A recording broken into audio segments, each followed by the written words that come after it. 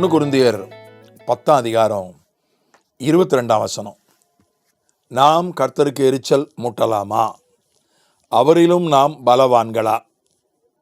கர்த்தரிலும் நாம் பலவான்களா? நாம் பலவான்களா இருக்கலாம், ஆனால் கர்த்தரை விட நாம் பலவான்கள் அல்ல. அதனால் கர்த்தரிடத்தில் நாம் அவரிடத்தில் சண்டை போட முடியாது. ஜெபத்தில் போராடுறது வேற, அவருக்கு நம்ம எதிர்த்து நிற்க முடியாது. அதனால் பலவான்களை குறித்து வேத புஸ்தகம் பல காரியங்களை பேசுகிறது. ஆதியாகமம் 6ஆம் அதிகாரத்தில் ராட்சசர்கள் பலவான்களாக இருந்தார்கள் என்று வேதம் பேசுகிறது. பாவத்தின் விளைவு தான். பாவத்தின் விளைவாகத்தான் ராட்சசர்கள் பிறந்தார்கள். அளவுக்கு அதிகமான உயரம், அளவுக்கு அதிகமான எடை கொண்ட 24 விரல்கள் கொண்ட ராட்சசர்கள் பாவத்தின் விளைவாகத்தான். பாவத்தின் விளைவாக எப்படி மாற்றுத்திறனாளிகள் பிறந்தார்களோ, உடல் ஊனமுற்றவர்கள் மனுக்குலத்தில் பிறந்தார்களோ, அதே போல தான் இதுவும் ஒரு அப்நார்மல் தான், அசாதாரணம் தான். அவர்களை உடல் ரீதியான பலசாலிகள் என்றுதான் பைபிள் சொல்கிறது. ஆனால் அவர்களால் கர்த்தருக்கு எதிர்த்து நிற்க முடியலை. நோவாவினுடைய வெள்ளத்தை அனுப்பியதே அவர்களை அழிக்கத்தான். ஏன்னா அவர்களெல்லாம் கர்த்தருக்கு எதிர்த்து நின்றார்கள். அதனால தான் கர்த்தர் நோவாவினுடைய வெள்ளத்தை அனுப்பி ராட்சசர்களை அழித்தார். ராட்சசர் அல்லாதவர்கள் அழிக்கப்பட்டார்கள், ஆனால் அநேகர் ராட்சசர்களாக இருந்தார்கள். கடைசியில் பார்ப்பீர்கள் என்று சொன்னால், பலவான்களுடைய மாம்சத்தை வெளிப்படுத்தின விசேஷத்தில் முதல்ல பலசாலியை பற்றி சொல்லப்பட்டிருப்பது ஆதியாகமம் 6ஆம் அதிகாரம். கடைசியாக பலசாலியை பற்றி சொல்லப்பட்டிருப்பது வெளிப்படுத்தின விசேஷம் 19ஆம் அதிகாரம். அர்மேகதான் யுத்தத்தில் பலவான்களின் மாம்சத்தை பறவைகளுக்கு விருந்தாக கொடுக்கிறார். வெளிப்படுத்தல் 19:18. ஆகவே எவ்வளோ பலசாலியாக இருந்தாலும், உடல் ரீதியாகவோ மனோ ரீதியாகவோ ஆவிக்குரிய ரீதியாகவோ பொருளாதார ரீதியாகவோ மக்கள் செல்வாக்கிலோ அறிவிலோ எதிலே எவ்வளவு பலசாலியாக இருந்தாலும் கர்த்தரை விட பலசாலி கிடையாது யாரும். கர்த்தரை நாம் ஒன்றும் போய் அவரை எதிர்த்து நிற்க முடியாது. என்றைக்குமே அதை நாம் கர்த்தருக்கு எதிராக தெரிந்தோ தெரியாமலோ நின்று விடக்கூடாது. அது ரொம்ப ஆபத்தானது. அதனால் அப்படிப்பட்ட ஈரான் நாடு கூட எவ்வளவோ வீரவசனம் பேசினாங்க, எவ்வளவோ அவங்க பொதுமக்களுடைய ஆதரவும் இருந்துச்சு அரசாங்கத்துக்கு, அமெரிக்காவுக்கு எதிர்த்து நிற்க. ஆனால் அமெரிக்காவோட எதிர்த்து நிற்க முடியலை. ஏன்னா அமெரிக்கா ஈரானை விட பலசாலி. ஈரான் பலசாலி தான். அந்த பேட்ட ரவுடி ஈரான் தான். அந்த வளைகுடா பகுதியில் இருக்கக்கூடிய தீவிரவாதிக்கெல்லாம் ஆயுதம் கொடுத்து பயிற்சி கொடுத்து அவங்களுக்கு ஆதரவு கொடுத்தது ஈரான் தான். அவன் தான் பிஸ்தா இந்த பேட்டைக்கே, ஈரான் தான். ஆனால் அந்த ஈரானை கடைசியில் அமெரிக்காவினுடைய துணை ஜனாதிபதி சொல்கிறார், டிஜிட்டலாக கையெழுத்து போட்டாச்சு, 19ஆம் தேதி தான் கையெழுத்து ஆகுது. இன்றைக்கு 16ஆம் தேதி இந்த செய்தியை பதிவு செய்கிறோம். 19ஆம் தேதி தான் அதிகாரப்பூர்வமாக அல்லது வெளியரங்கமாக அதை ஒரு நிகழ்ச்சியாக கையெழுத்தாவது 19ஆம் தேதி தான் அமெரிக்காவினுடைய துணை ஜனாதிபதி அதற்கு வருகிறார்.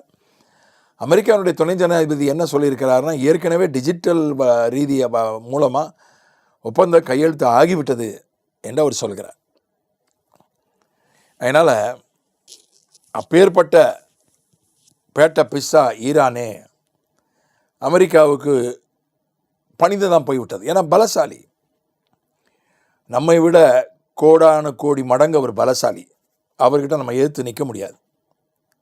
அதனால் எந்த பலசாலியும் கர்த்தருக்கு பயந்து கர்த்தருக்கு முன்பதாக தாழ்த்தி தான் ஆகணும்.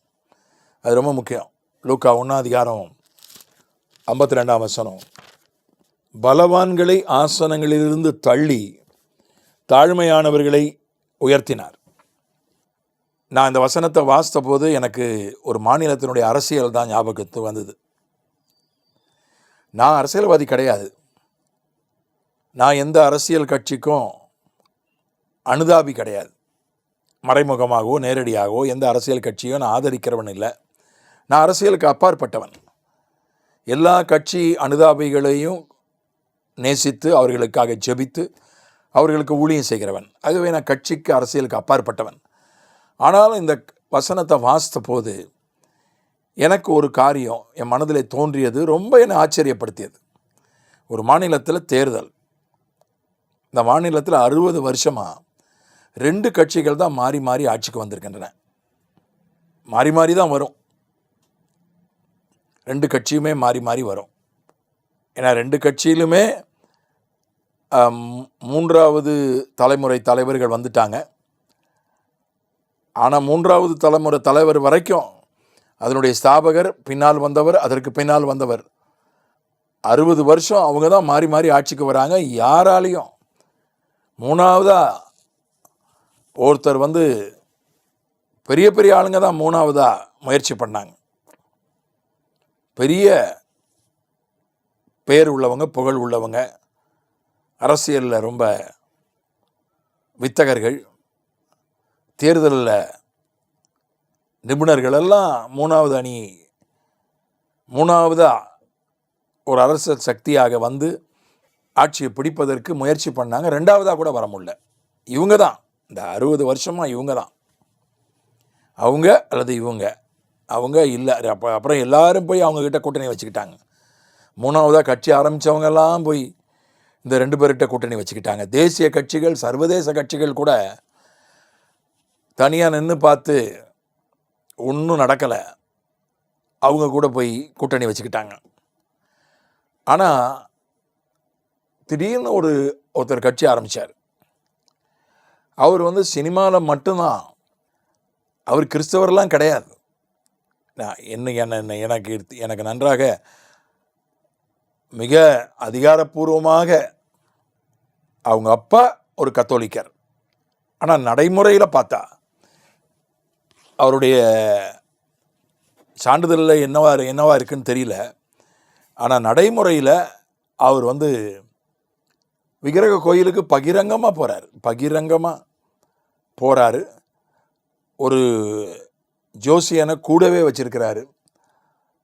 அந்த ஜோசியனுக்கு அதே அரசாங்க பதவியெல்லாம் கொடுத்து அப்புறம் எதிர்ப்பு ஏற்பட்டதுனால அதை விலக்கிட்டார். அதனால் அவர் கிறிஸ்தவர்லாம் கிடையாது. அந்த கண்ணோட்டம் எனக்கு கிடையாது. ஒரு பிரபலமான நடிகர், அவ்வளோதான். பிரபலமான நடிகர், அவ்வளோதான்.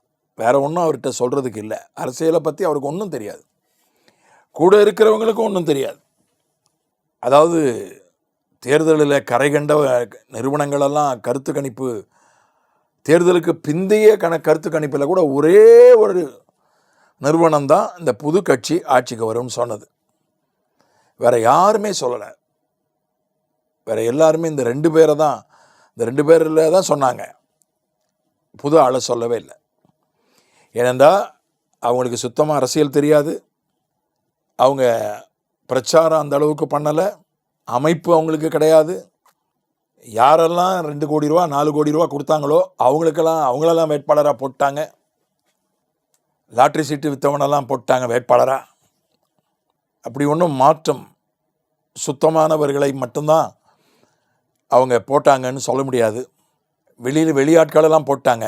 செலவு பண்ணுறதுக்கு காசு இருந்தால் 2 கோடி ரூபா 4 கோடி ரூபா டிமாண்ட் டிராஃப்ட் எடுத்து கொடுக்கறதுக்கு அவங்களால முடிஞ்சால் அவங்களெல்லாம் போட்டாங்க வேட்பாளராக. இது நான் அதிகாரப்பூர்வமாக அறிந்த உண்மை. நான் அவங்களுக்கு ஆதரவாளனும் கிடையாது, எதிர்ப்பாளனும் கிடையாது. அந்த 2 கட்சிகள் தான் பலசாலிகள். புதுசாக வந்தவங்க பலசாலிகள் கிடையாது. பணம் கொடுக்கல. நல்ல விஷயம் என்னென்னா, புதுசாக வந்தவங்க கிட்ட அவங்க முக்கால்வாசி இடத்துல பணம் கொடுக்கல. ஒரு சில இடங்களில் ஒரு இடத்துல பணம் கொடுத்ததா எனக்கு அதிகாரப்பூர்வமான தகவல் வந்துச்சு. வாக்காளர்களுக்கு ஒரு இடத்துல அதிகாரப்பூர்வமாக பணம் கொடுத்ததா அதிகாரப்பூர்வமான தகவல் என் இடத்துல உண்டு. மற்ற இடங்கள்லாம், பெரும்பாலான இடங்களில் அவங்க பணம் கொடுக்கல. அது ஒரு ப்ளஸ் பாயிண்ட் தான். இவங்க 2 பேருமே 60 வருஷமாக இருந்த இடத்துல 3வதாக ஒருத்தவங்க வந்தது, அதுவும் ஒரு ப்ளஸ் பாயிண்ட்டாக தான் நான் பார்க்குறேன். மற்றபடி இவங்களுக்கு பெரிய கொள்கையோ பெரிய திட்டங்களோ ஒன்றும் கிடையாது. அரசியலே தெரியாது. இன்னும் கூட அவங்களுக்கு அமைப்பே இல்லை. இப்போ கூட அநேக மக்களுக்கு யார் நம்ம எம்எல்ஏனே தெரியாது. ஆனால் அப்படிப்பட்ட கட்சி இப்போ அந்த மாநிலத்தில் ஆட்சியை பிடிச்சிருச்சு. இது ஒரு மேஜிக் மாதிரி நடந்திருக்கு, ஒரு மாய தந்திரம் மாதிரி நடந்திருக்கு. இது இயற்கையாக நடந்தது அல்ல. இது இயற்கையாக நடந்தது அல்ல. தேர்தலுக்கு பிந்தைய கணிப்பில் தான் ஒரே ஒரு நிறுவனம் தான் அவங்க அதிக சீட்டு வாங்குவாங்கன்னு சொல்லியிருக்கு. இது யாராலையும் கணிக்க முடியல. பத்திரிகையாளர்களாலோ அரசியல் ஆய்வாளர்களாலோ யாராலையும் கணிக்க முடியல. எல்லாருடைய கணிப்புக்கும் மிஞ்சி தேர்தலுக்கு முன்னால் ஒருத்தர் கூட கணிக்கலை. ஆண்டவர் அதை செய்கிறார். பலவான்களை ஆசனங்களிலிருந்து தள்ளி தாழ்மையானவர்களை உயர்த்தினார். தாழ்மையானவர்கள்னா அரசியல் ரீதியாக அவர்கள் தாழ்மையானவர்கள் தான். அவங்கள எல்லாம் எள்ளி நகையாடினாங்க. அரசியல் ரீதியாக அவர்களை தற்கூரின்னு சொன்னாங்க. அப்படின்னா அவங்களுக்கு அறிவு அரசியல் அறிவு கிடையாதுன்னு அர்த்தம். ஒரு விதத்தில் அது ஓரளவுக்கு அது உண்மைதான். இந்த 2 பேரை ஒப்பிடும்போது அவர்களுக்கு அரசியல் அறிவு ரொம்ப குறைவு தான். ஒரு சிலர் மட்டும்தான் அரசியல் அறிவு பெற்றவர்கள் அந்த கட்சியில். கர்த்தர் அதை செய்தார். அது தண்டிப்பதற்காக செய்தாரா, நன்மைக்காக செய்தாரா? 2 நோக்கத்துக்காகவும் ஆண்டவர் ஒருவரை ஆட்சியாளராக கொண்டு வருவார். மக்களுக்கு நன்மை செய்கிறதுக்காகவும் ஆட்சியாளராக ஒருத்தரை கொண்டு வருவார். மக்களை தண்டிக்கிறதுக்காக இவங்களை கொண்டு வந்தாரா, இல்லை நன்மை செய்கிறதுக்கு கொண்டு வந்தாரா தெரியாது. காலம்தான் பதில் சொல்லணும். நான் அவங்களுக்கு ஆதரவும் கிடையாது, எதிர்ப்பும் கிடையாது.